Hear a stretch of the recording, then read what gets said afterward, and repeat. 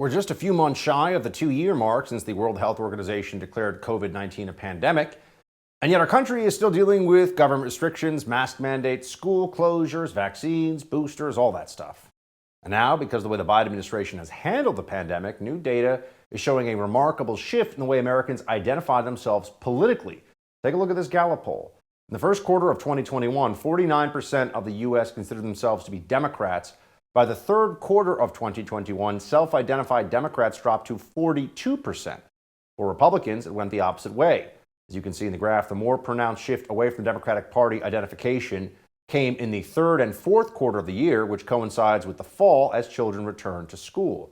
So why might parents have snapped when it was time to send their kids back to school? Our next guest says it's because of, quote, the damage done to kids by the left's COVID hysteria.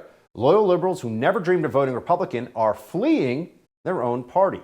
Contributing writer at Deseret News and editor of Heroes of Liberty, Bethany Mandel, joins us now to discuss. Bethany, thanks for being here.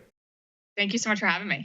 So you write in your article that Biden's strategy is fascinating, telling Americans that everything is fine when they're keenly aware of the reality, especially parents of school children. And this strategy clearly doesn't seem to be working for the president. What's going on here? No, I mean, so what the president is basically he's gaslighting everyone. He's saying everything is fine, the schools are open, and I put America back in business.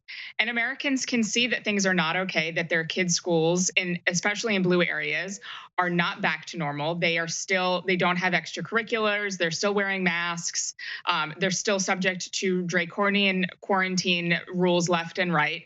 And he's doing the same thing with the supply chain stuff. Yesterday in a mommy Facebook group, I saw a woman asking how she can get a special formula for her baby because she can't find it literally anywhere. She can't order it from her insurance company. She can't get it on Amazon. She can't get it from the store. It's nowhere. And the president and Jen Psaki, his press secretary, keep on telling Americans that everything is fine. And we know that it's not.